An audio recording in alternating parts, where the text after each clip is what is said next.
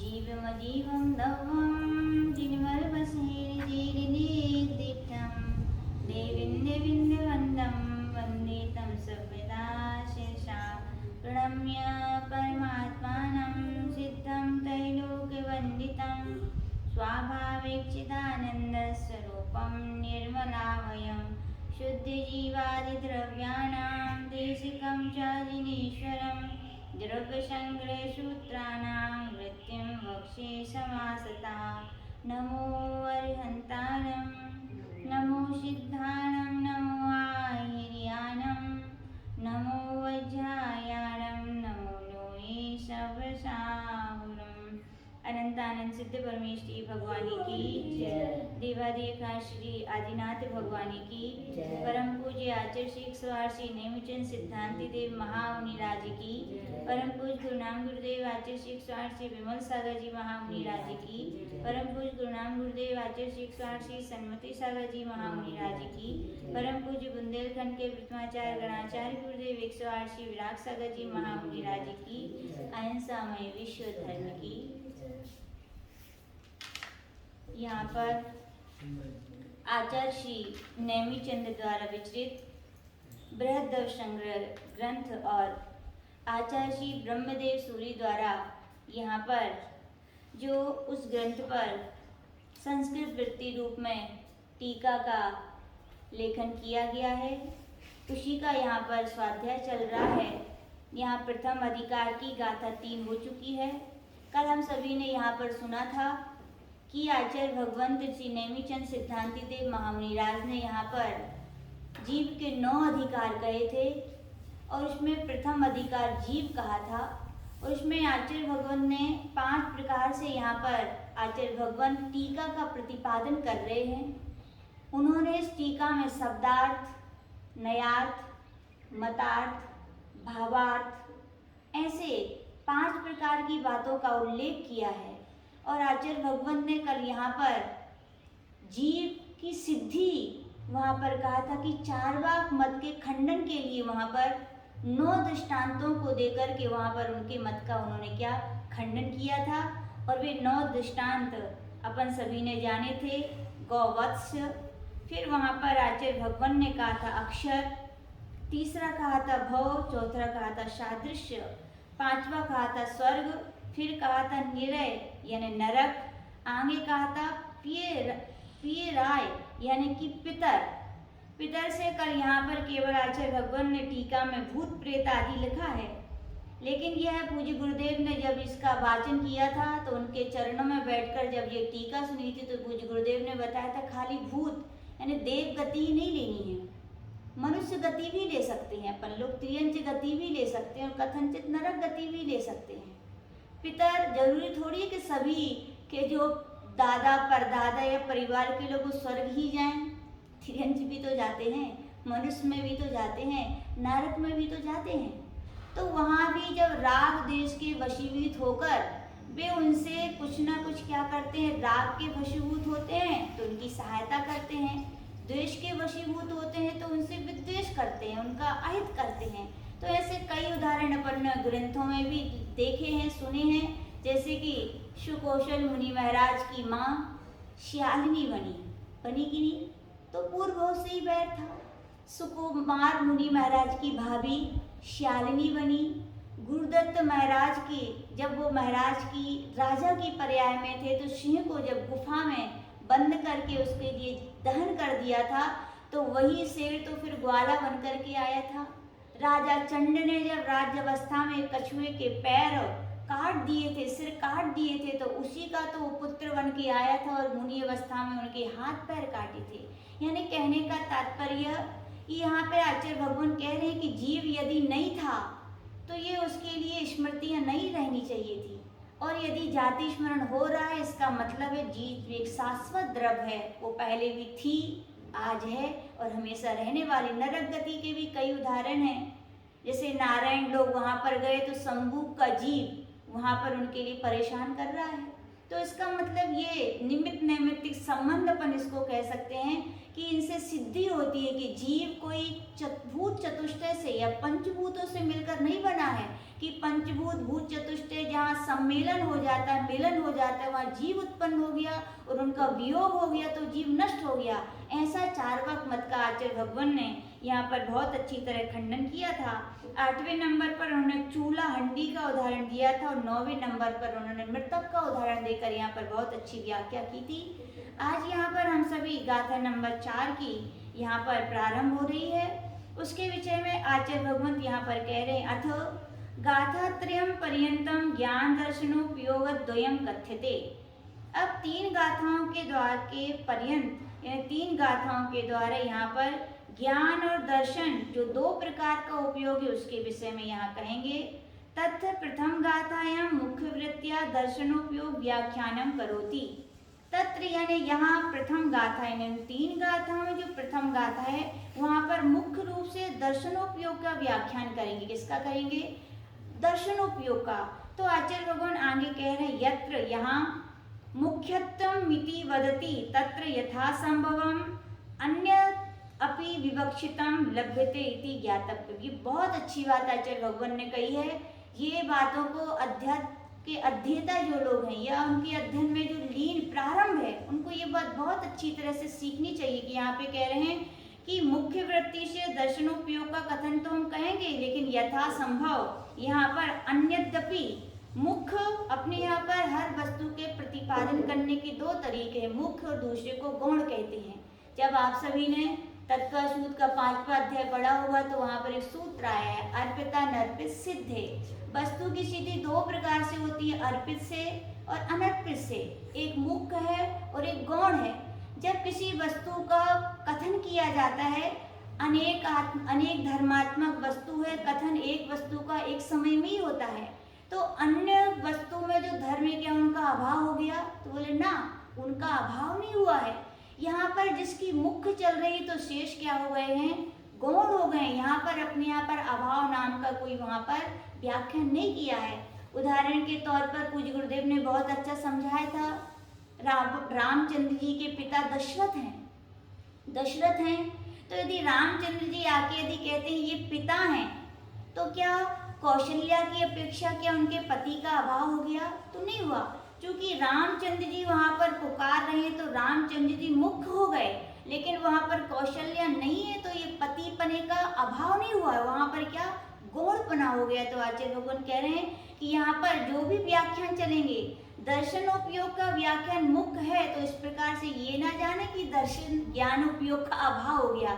यहाँ क्या है, वो भी गौण है, उसका व्याख्यान हम क्या करेंगे, आगे उसके लिए स्पष्ट करेंगे। ऐसा ये सभी जगह आपके लिए लगा लेना चाहिए, ऐसा आचार्य भगवान ने कहा।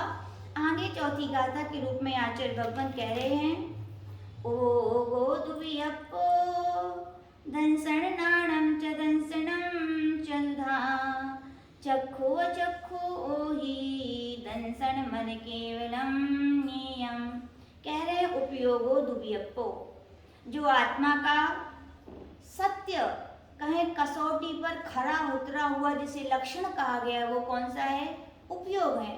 यद्यपि जीव के अन्य ग्रंथों में जब अध्ययन करते हैं तो अन्य बहुत सारे लक्षण प्राप्त होते हैं, लेकिन पूज्य गुरुदेव कहते हैं कि उपयोगो लक्षण ऐसा लक्षण है क्योंकि लक्षण सही वही है जिसमें 3 प्रकार के दोष ना पाए जाएं। अपन सुन चुके हैं, अव्याप्ति, अतिव्याप्ति और असंभव। ये दोषों से रहित यदि कोई जीव का लक्षण यदि घटित होता है तो कौन सा होता है?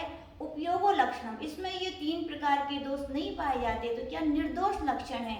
ऐसे कह रहे उपयोगो दुवियप्पो, वह उपयोग कितने प्रकार का है? 2 प्रकार का है। दंसनम नाणम चा, दर्शनोपयोग चा यानी और ज्ञानोपयोग। फिर कह रहे हैं दंसनम चतुधा, और दर्शन उपयोग भी कह रहे हैं चतुधा यानी 4 प्रकार का है। चक्षु और चक्षु ओहि दंसन मद केवलम नियम। चक्षु यानी चक्षु दर्शन, अचक्षु यानी अचक्षु दर्शन, ओहि यानी अवधि दर्शन और केवल नियम यानी केवल दर्शन। ये 4 प्रकार के क्या होते हैं? दर्शन होते हैं। यहाँ पर ऐसे आचार्य भगवान ने गाथा में एक एक शब्द का शब्दार्थ कहा। अब यहाँ पर टीका में आचार्य श्री ब्रह्मदेव सूरी अपनी व्याख्या प्रारंभ कर रहे हैं। व्याख्या: उपयोगो दुव्यपो उपयोगो द्विविकल्पः। उपयोग दो प्रकार का है। दंशन नाणम च निर्विकल्पम दर्शनम। दर्शन उपयोग और ज्ञानोपयोग। अब दर्शन किसे कहते हैं तो कह रहे निर्विकल्पम दर्शनम, यानी जो निर्विकल्प है। इसको भी अच्छी तरह समझे। निर्विकल्प यानी क्या? निर्विकल्प यानी जिसके होने के बाद अन्य प्रकार के कोई विकल्प उत्पन्न नहीं होते हैं। इसका आचार्य बोलते हैं ये निराकार है, इसको अपन प्रकट नहीं कर सकते। फिर भी आचार्य भगवंतों ने इसको समझाने के लिए बहुत सारे उदाहरण दिए हैं। पूज्य गुरुदेव ने बताया था विषय विषय के सन्निपात होने पर जो प्रथम सामान्य सत्ता का ग्रहण होता है उसे क्या कहते हैं? दर्शन कहते हैं। यानी कि कुछ है, क्या होना चाहिए? केवल कुछ है। विषय विषय का सन्निपात हुआ और कुछ है, इतना ही अकेला ज्ञान हुआ, उसको क्या कहते हैं? दर्शन। और कह रहे हैं सा विकल्पम ज्ञानम, और कुछ है उसके विषय में विकल्प हो जाना। कौन है? फिर जानने की इच्छा हो जाना, फिर उसके चिन्ह, यानी कि विशेष विशेष विशेष और जानने के जो विकल्प होते हैं उसे क्या कहते हैं? ज्ञान कहते हैं। यानी कि जो दर्शनोपयोग निर्विकल्प है, इसके विषय में आचार्य ने उदाहरण दिया था कि वहाँ पर जैसे तुरंत का जन्मा हुआ जो बच्चा होता है, जैसे ही वो पहली आँख खोलता है, यद्यपि ध्यान रखिएगा उदाहरण एक देश होते हैं, उपलक्षण मात्र समझने के लिए है। तो वहाँ पे कहा गया जैसे तुरंत का जन्मा हुआ बच्चा जो आंखें खोलता है, बोले उसके लिए अपन क्या कह सकते हैं? दर्शन कह सकते हैं। तो वहाँ पे प्रश्न उठाया गया दर्शन कैसे कह सकते हैं? बोले वहाँ पर यदि आप बोले दर्शन नहीं है तो बोले ज्ञान मानते हो यदि आप, तो बोले कौन सा ज्ञान मानते हो? बोले मिथ्या ज्ञान मानते हो कि सम्यक ज्ञान मानते हो?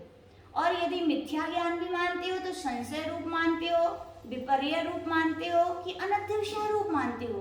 तो वहाँ पर आचार्य भगवान ने खुद ही प्रश्न किए कि यदि आप उसके लिए संशय विपर्य रूप मानते हो तो वो भी मिथ्या ज्ञान पूर्वक नहीं हो सकते। यानी कि पहले उसे ज्ञान था किसी न किसी वस्तु का।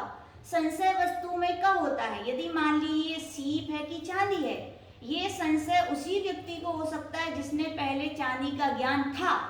यदि ज्ञान नहीं था उसे तो उसे संशय नहीं हो सकता, बोले उसे पहले ज्ञान था। विपर्य भी, विपरीतता भी पहले वस्तु का ज्ञान है जिस व्यक्ति को, उसको ही विपरीतता की, ऐसा ये नहीं है। तो आचार्य भगवान कह रहे हैं कि यहाँ पर संशय भी नहीं है, विपर्य भी नहीं है, बोले अनध्यवसाय भी नहीं है, उसे जानने की कुछ विशेष इच्छा भी नहीं है, और बोले सम्यक ज्ञान भी नहीं है। मिथ्या ज्ञान नहीं है तो सम्यक ज्ञान है। जो सम्यक ज्ञान तो विशेष विशेष ज्ञान है। तुरंत के जन्मा हुआ बालक जो तुरंत आँख खोल के बंद कर लेता है उसे विशेष जानने की इच्छा नहीं होती। तो वहाँ पर उन्होंने उदाहरण दिया है कि तुरंत के जन्मे हुए बालक जैसे प्रथम टिमकार आंखें खोलता है तुरंत बंद कर लेता है, बोले वैसे ही क्या होता है? दर्शनोपयोग होता है कि उसमें सामान्य सत्ता कुछ है, बस इतना भर ज्ञान होता है, उसके आगे उसे विशेष जानकारी नहीं होती। इसीलिए उसे क्या कहा है? निर्विकल्प कहा है कि उसके होने के बाद कोई किसी प्रकार के विकल्प नहीं होते। और न्याय के पूज्य गुरुदेव ने जब ये ग्रंथ पढ़ाया था तो इसका एक बहुत अच्छा सामान्य तौर पर उदाहरण बताया था, समझाया था कि सदैव सदमस्त जीवों के लिए दर्शन पूर्वक ही ज्ञान होता है। ये बात सिद्ध है, अपन बीच दर्शन ग्रंथ में आएगा अगले प्रकरण कि छद्मस्त जीवों के लिए दर्शन पूर्वक ही ज्ञान होता है। क्योंकि वो दर्शन निर्विकल्प है तो अपन बता नहीं सकते, लेकिन ज्ञान हुआ ये तो अपन बता सकते हैं। तो उनका उदाहरण पूज्य गुरु ने बहुत अच्छा दिया था। बोले ये गेम्स होते हैं ना, जो खेल होते हैं, वहाँ पर एक कूदने की प्रतियोगिता होती है या जंपिंग जिसको कहते हैं। तो कहा जाता है जब व्यक्ति कूदने के लिए तैयार होता है, जंप लगाने के लिए तैयार होता है, तो पूज्य गुरुदेव ने बताया था कि अपन लिए लगता है कि वो जंप ऊपर लगा रहा है, लेकिन जब भी देखना कि वो अपना प्रेशर हाथों का नीचे देता है। यदि नीचे हाथ प्रेशर ना दे तो ऊपर उठ नहीं सकता। वो अदृश्य शक्ति है, लेकिन उसके बिना उसका काम वो चल नहीं सकता, वो कूद नहीं सकता, जंप नहीं कर सकता। तो आचार्य जी ने कहा था ऐसे ही कुछ अदृश्य शक्ति है जो ज्ञान के होने के पूर्व अपने लिए प्रेरणा शक्ति देती है उस वस्तु को जानने की। उसका नाम क्या है? दर्शन है। तो आचार्य भगवान ने इसीलिए से क्या कहा है? निर्विकल्प दर्शन है, कुछ है, इतना तो ज्ञान होता है, लेकिन क्या है, कैसा है आदि, अवग्रह, इहा, अवाय, धारणा आदि उसमें नहीं होते, इसलिए उसे निर्विकल्प कहा है। और साविकल्पम ज्ञानम, और ज्ञान के लिए साविकल्प इसीलिए कहा है क्योंकि उसमें क्या होते हैं, विशेष विशेष जानने के क्या होते हैं, विकल्प होते हैं। कह रहे हैं ज्ञानम च पुनः दर्शनम चतुधा। अब आचार्य भगवान कह रहे हैं दर्शन चतुर्धा भवति, दर्शन 4 प्रकार का होता है। चक्षु और चक्षु ओहि दर्शन मद केवलम नियम। दर्शन चक्षु, चक्षु दर्शन, दर्शनम अचक्षु दर्शनम, अवधि दर्शनम, अथो केवल दर्शनम मिति, यानी चक्षु दर्शन, अचक्षु दर्शन, अवधि दर्शन और केवल दर्शन। इस प्रकार से ये 4 प्रकार का जानना चाहिए। इस विषय में आचार्य जी ने एक बहुत अच्छी और बात बताई थी, वो भी समझना सुनना बहुत जरूरी है इसके लिए। पूज्य गुरुदेव ने बताया था आत्मा का उपयोग कहें या चैतन्य गुण कहें, दोनों एक ही नाम है कि आत्मा का लक्षण चैतन्य उपयोग है। बोले एक ही गुण में एक ही गुण 2 काम कैसे कर सकते हैं? बोले ज्ञान का भी काम करे और दर्शन का भी काम करे। अपने यहाँ आगम में आचार्य जी बताते हैं कि ज्ञान के द्वारा अपन पद पदार्थों को जानते हो, दर्शन के द्वारा अपन स्वाप्नी आत्मा को जानते हैं, ऐसा आध्यात्म में कथन किया जाता है। तो बोले एक ही आत्मा 2 प्रकार के काम कैसे कर सकती है? तो आचार्य जी ने बताया था कोई असंभव बात नहीं है। बोले अग्नि है, अग्नि में दाहक गुण भी है और पाचक गुण भी है। अग्नि जलाती है तो अग्नि पचाती भी तो है। तो वैसे ही आत्मा में चैतन्य गुण भले ही एक है, लेकिन 2 प्रकार के काम करता है। जब वो पर वस्तुओं को जानता है तो वो ज्ञान उपयोग कहलाता है, और जो अध्यात्म स्व अपनी आत्मा को जानता है तो वही क्या कहलाता है, दर्शनोपयोग कहलाता है। उपयोग के इस अभेद में भेद विवक्षा करके 2 प्रकार का यहाँ पर उपयोग कहा है। अब आचार्य भगवान यहाँ पर चारों दर्शनोपयोग की यहाँ पर व्याख्या शुरू कर रहे हैं। तथा ही आत्मा ही जगत्त्रय कालत्रय वर्ती, समस्त वस्तु सामान्य ग्राहक, सकल विमल केवल दर्शन, स्वभावा तावत पश्चात अनादि कर्म बंधाधीन सन, चक्षु दर्शनावरण क्षयोपशमात्, बहिरंग द्रव्येन्द्रिय लवंदनात् च मूर्त सत्ता सामान्यम निर्विकल्पम समव्यवहारेण प्रत्यक्षम अपि। यहाँ पर उन्होंने आचार्य भगवान बता रहे हैं चक्षु दर्शन किसे कहते हैं। तो आचार्य भगवान ने पहले यहाँ पर ये कथन करने की भी आचार्य भगवान की बहुत अच्छी शैली है। वे पहले निश्चय की अपेक्षा से जो जिसका सच्चा स्वरूप है उसका ज्ञान कराते हैं, और उसके बाद क्या उसमें विपक्षभूत या क्या परिवर्तन आ गया उसकी व्याख्या करते हैं। तो आचार्य भगवान ने पहले कहा कि यह जो आत्मा जगत्त्रय 3 प्रकार के जगत होते हैं। कौन कौन से होते हैं? जिसको अपन भुवन भी कहते हैं, लोक भी कहते हैं। कौन कौन से होते हैं? ऊर्ध्वलोक, मध्यलोक और अधोलोक। कालत्रयवर्ती, यानी 3 काल होते हैं, भूतकाल, भविष्य काल और वर्तमान काल। समस्त वस्तु, यानी समस्त वस्तुओं से अपने यहाँ पर 6 द्रव्य कह देंगे तो समस्त वस्तुएं उसमें समाहित हो जाती हैं। सामान्य ग्राहक, सामान्य ग्राहक यानी सामान्य से, निर्विकल्प यानी जो है सत्ता केवल ग्राहक है उसको लेना है। सकल विमल, सकल यानी संपूर्ण, यानी सभी द्रव्यों की सभी पर्यायों को एक साथ। विमल यानी कि कर्म मल से रहित जो अवस्था है ऐसी। केवल दर्शन ही केवल दर्शन स्वभावा, यानी आत्मा का शुद्ध निश्चय से यदि व्याख्या करें तो शुद्ध निश्चय से आत्मा का केवल दर्शन ही स्वभाव है। कौन सा स्वभाव है? केवल दर्शन। उसकी व्याख्या की पश्चात फिर भी चूंकि संसारी प्राणी है उनमें भी तो उपयोग पाया जाता है। ऐसा तो हो नहीं सकता कि मुक्त जीवों में ही केवल उपयोग पाया जाता है। ये तो चैतन्य लक्षण, असाधारण लक्षण है। क्या है? और उपयोग सभी जीवों में पाया जाता है। यदि ऐसा कहेंगे सिद्धों में ही पाया जाता है और संसारियों में नहीं पाया जाता है तो एक देश में लक्ष्य घटित होगा, व्याप्ति दोष आ जाएगा। तो संसारी जीवों को भी पाया जाता है, इसलिए कह रहे हैं पश्चात अनादि कर्म बंधाधीना। अनादिकाल से जो कर्म के बंध के अधीन है ऐसे पर सभी छद्मस्त जीव। सन चक्षु दर्शनावरण क्षयोपशम, चक्षु दर्शनावरण क्षयोपशम यानी कि चक्षु के द्वारा जो ज्ञान होता है और उस पर आवरण पड़ता है तो वही चक्षु दर्शनावरण कहलाता है। और उसी आवरण का जब थोड़ा थोड़ा क्या हो जाता है, आवरण दूर होने लगता है तो उसी को क्या कहते हैं? क्षयोपशम कहते हैं। तो कह रहे हैं जब चक्षु दर्शनावरण कर्म का क्षयोपशम होता है, बहिरंग द्रव्येन्द्रिय बहिरंग द्रव्येंद्रिय क्यों कहा? क्योंकि चूंकि चक्षु है तो यहाँ पर कौन सी इंद्रिय लेंगे? चक्षु इंद्रिय। यानी बाहर द्रव्येंद्रिय क्यों कहा? क्योंकि इनका आकार, निर्वृत्ति और उपकरण, इन दोनों के द्वारा जो अवलंबन से मूर्त सत्ता, मूर्त क्यों लिया? क्योंकि यहाँ पर आंखों से जितना भी दिखाई देता है वो सब कौन से पदार्थ दिखाई देते हैं? हमें मूर्ति ही दिखाई देते। तो कह रहे हैं मूर्त सत्ता सामान्यम निर्विकल्पम समव्यवहारेण प्रत्यक्ष। यानी कि सत्ता सामान्य निर्विकल्प, निर्विकल्प क्यों है? क्योंकि कुछ है, बस इतने ही ज्ञान, इतना ही अपने लिए आभास होता है, इसके आगे अपने लिए कोई विकल्प नहीं होता। समव्यवहारेण प्रत्यक्ष, देखो यहाँ पर कहा गया जो समव्यवहार से तो प्रत्यक्ष है, ये न्याय की भाषा आ गई। क्योंकि न्याय में प्रत्यक्ष भी दो प्रकार का है, समव्यावहारिक प्रत्यक्ष और मुख्य प्रत्यक्ष। तो आचार्य भगवान कह रहे हैं समव्यावहारिक प्रत्यक्ष से और निश्चयेन परोक्ष रूपेण एक देशेन, देखो उन्होंने क्या दिया, निश्चय से, जिसको आप समव्यावहारिक प्रत्यक्ष आप व्यवहार से कह रहे हैं, निश्चय से वह परोक्ष रूप ही है। परोक्ष क्यों है? क्योंकि वो इंद्रिय आदि के अवलंबन से हो रहा है, इसीलिए क्या है? परोक्ष है। एक देशेन क्यों कहा? क्योंकि चक्षु के द्वारा सभी द्रव्यों की सभी पर्यायों का ज्ञान नहीं होता है, कुछ ही द्रव्यों की कुछ ही पर्यायों को हम जान सकते हैं। एक देशेन यत् पश्यति, जो देखता है, तत् चक्षु दर्शनम, वो क्या है? चक्षु दर्शन है। सीधा शॉर्ट परिभाषा इसकी यूं हो सकती है, चक्षुओं के द्वारा जो ज्ञान होता है और उसके ज्ञान के होने के पहले जो सामान्य सत्ता का प्रतिभास होता है, उसके लिए अपन क्या कहते हैं? चक्षु दर्शन उपयोग कहते हैं। ऐसा अपने लिए समझना चाहिए। आगे कह रहे तथैव स्पर्शन रसन घ्राण श्रोतेन्द्रिया वर्ण क्षयोसमत्वात् स्वकीय स्वकीय बहिरंग द्रव्येन्द्रिया लंबनाच्च मूर्त सत्ता सामान्यम विकल्प रहितम परोक्ष रूपेण एक देशेन यत् पश्यति तद अचक्षु दर्शनम। अब अचक्षु दर्शन के विषय का खुलासा आचार्य भगवान कह रहे हैं तथैव, उसी प्रकार। अब वहां पर चूंकि चक्षुंद्री निकल गई है तो अचक्षु का मतलब क्या है?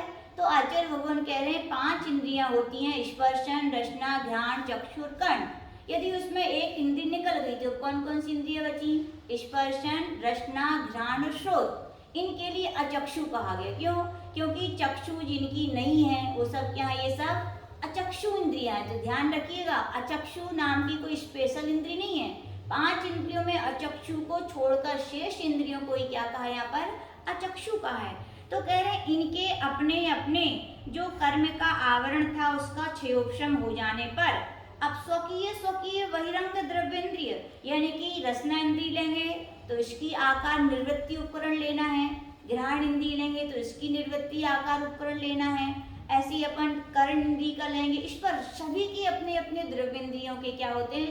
द्रव्येंद्रिय के अवलंबन से जो मूर्त पदार्थों का सत्ता सामान्य से विकल्प रहित परोक्ष, परोक्ष वो ही आया क्योंकि इन चारों इंद्रियों के द्वारा भी सभी द्रव्यों की सभी पर्यायों का ज्ञान नहीं होता, और वे मूर्त द्रव्यों की ही होता है। मूर्त द्रव्यों में भी कुछ ही पर्यायों का ही क्या होता है? ज्ञान होता है। तो आचार्य भगवान कह रहे हैं ऐसे जो परोक्ष रूप से एक देश रूप से कुछ ही को जानता है, ऐसा वो क्या है? अचक्षु दर्शन है।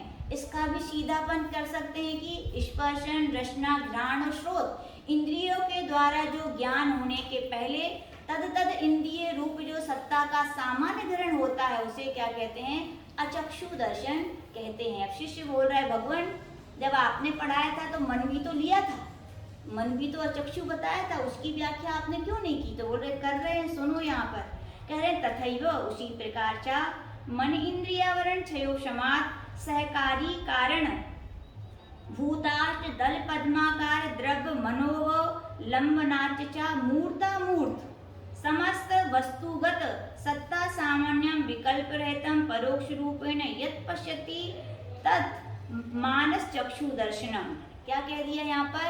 मन भी एक तरफ से अचक्षु है, लेकिन चूंकि यहाँ पर जो 4 इंद्रियां हैं वो मूर्त को ही जानती थी, लेकिन मानस किसको जानता है?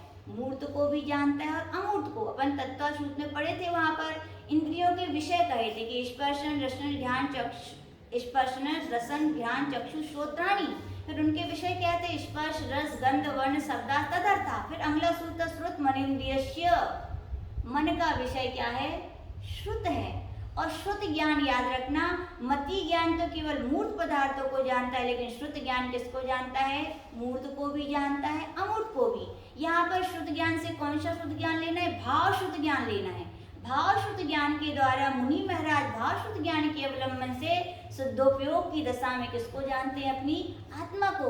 अपन जब आचर्षी की तत्व चर्चा हम लोग सुनते थे तो उसमें एक शब्द आता था कि शुद्धोपयोग होता है तो मानस चक्षु दर्शन पूर्व, तब समझ में नहीं आता था, लेकिन जब पूज्य गुरुदेव से ये व्याख्या सुनी, क्योंकि आत्मा क्या है? अमूर्त है, उसको भी भाव शुद्ध ज्ञान के द्वारा क्या करते हैं? मुनि महाराज शुद्धोपयोग की दशा में उसका भी अवलंबन लेकर उसका सत्ता का क्या करते हैं? सामान्य यानी कि अनुभव करते हैं।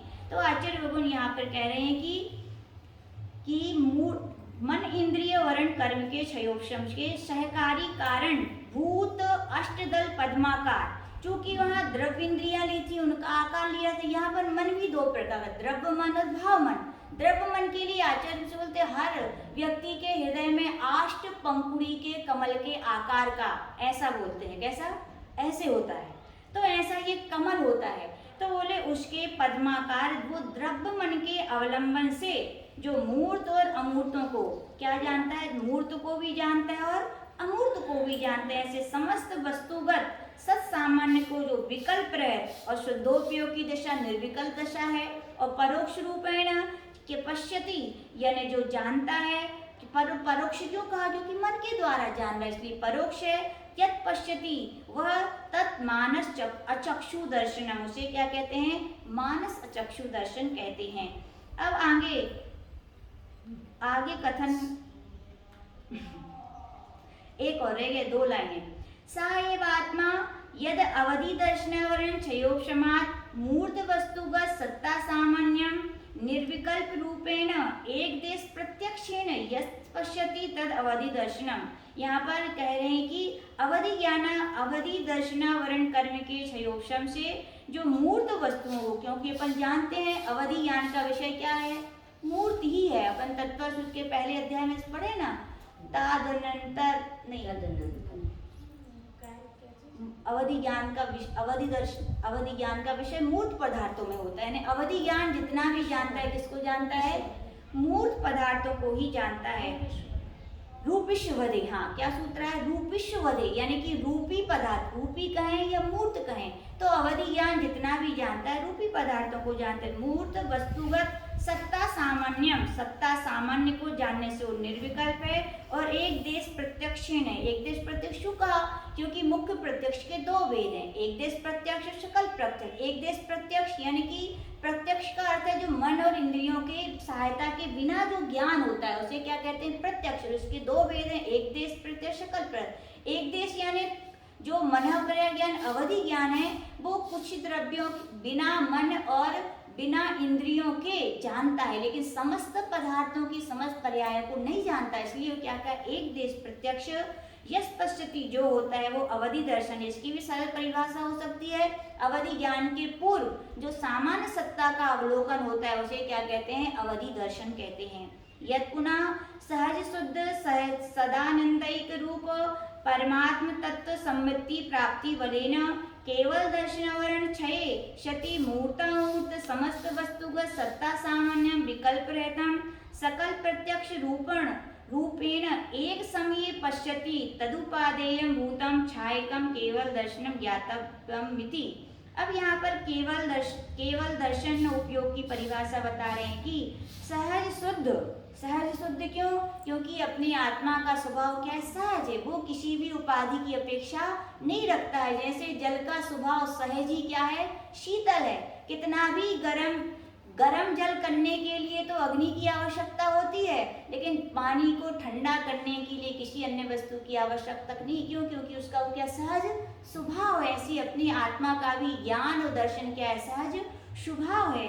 और शुद्ध क्यों कहा? क्योंकि केवल दर्शन ही जब कर्मों का क्षय हो जाता है, शुद्ध अवस्था शुद्ध पर्याय होती है, इसीलिए क्या है? वो केवल दर्शन शुद्ध है।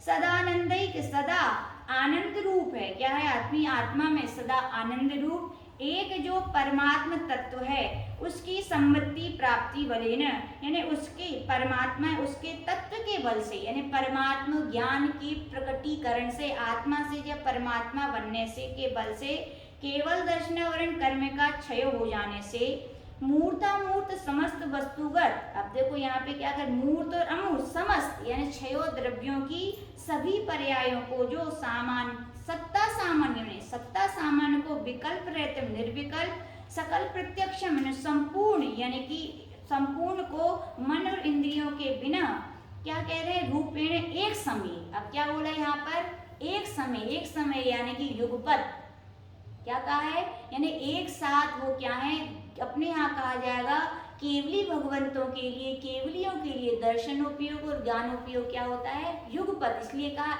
एक साथ जो होता है वो क्या करे, तदुपादेयम, वो उपादेय भूत। अब देखो उपादेय भूत क्यों कहा, क्योंकि ये आध्यात्मिक ग्रंथ है, आध्यात्मिक ग्रंथ में शुद्ध ही दशा उपादेय कही गई है। शुद्ध दशा उपयोग में कौन सा उपयोग शुद्ध है, केवल दर्शन ही शुद्ध है, और वो ही उपादेय, ऐसा उपादेय भूत छाय केवल दर्शन ज्ञातव्य मिति, यानी उस केवल छाय केवल दर्शन जानना चाहिए। कहने का तात्पर्य केवल ज्ञान होने के साथ साथ जो केवल दर्शन होता है, जो चराचर तीनों कालों की, तीनों छयों द्रव्यों की सभी पर्यायों को, उनकी सभी गुणों को एक साथ जो सामान्य सत्ता रूप से अवलोकन करता है उसे क्या कहते हैं, केवल दर्शन कहते हैं। तो आचार्य भगवान ने इस टीका में चारों दर्शन उपयोग की यहाँ पर परिभाषा यहाँ पर समझाने का प्रयास किया, और अपन भी समझें। आगे आचार्य भगवान जो ज्ञानोपयोग है उसकी व्याख्या यहाँ पर प्रारंभ करेंगे।